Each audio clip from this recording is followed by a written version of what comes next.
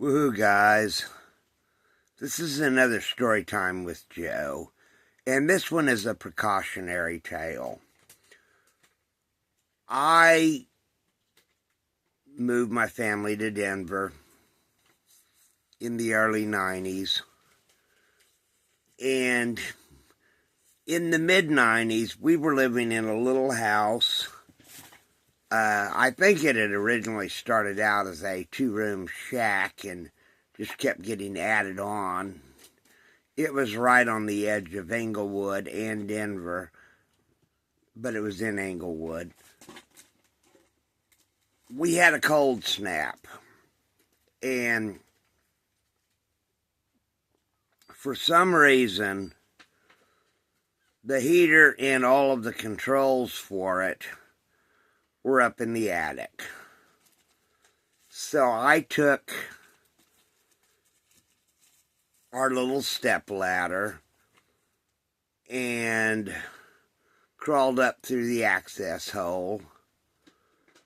And because of the way the house had been added on to, I had to go through basically a tunnel.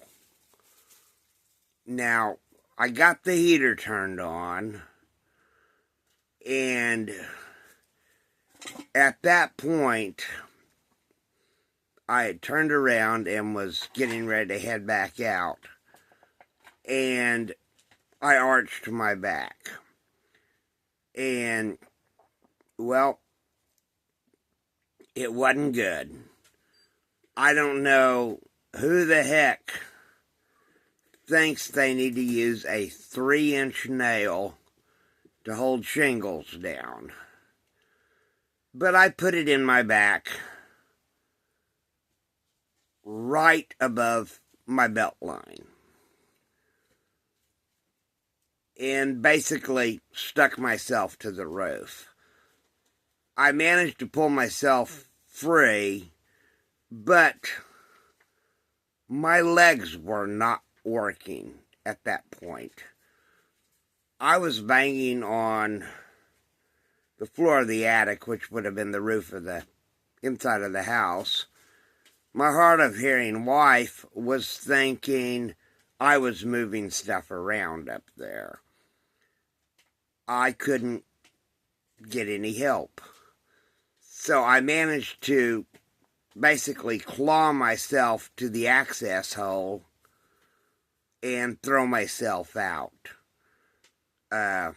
Yeah, stepladder was in the way. That was not real comfortable either.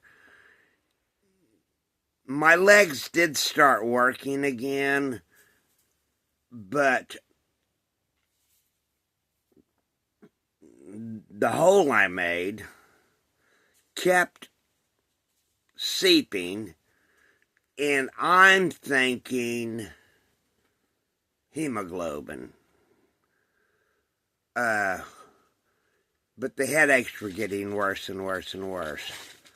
So after 3 days, 3 days seems to be my general policy on going to the doctor. My doctor said, you punctured your spinal cord, and you've been leaking for 3 days, because I had soaked a lot of bandages. It did not seal up. And she said, we got to do a spinal tap. I was like, okay. We're supposed to fly out to Oklahoma City tomorrow. And she's like, I got to check you for spinal meningitis first. She took 10 cc's out. Now, it came back clear, which was good. But she did not warn me about the effects of air travel with very low spinal fluid, because the stuff does not rebuild quickly. And the pressure changes were excruciating.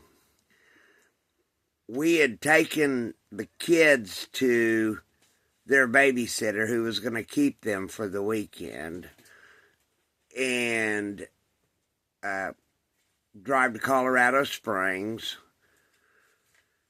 fly back to Oklahoma City for her class reunion. And that was horrible. We got there. We got our rental car. Got our hotel room. And I collapsed, basically. I was devastated with pain. The next night, class reunion night, we got dressed up, drove over there, and had our dinner. I had one dance with her and then told her, I can't take it anymore. I'm going to go lay down in the back seat of the rental car. And she drove me back to the hotel afterwards. And it was bad because the next day we had to fly back. And my spinal fluid levels were still way too low. So, I guess the point of this story is, if you've got low spinal fluid, don't get on a damn airplane. Peace out and much love, guys.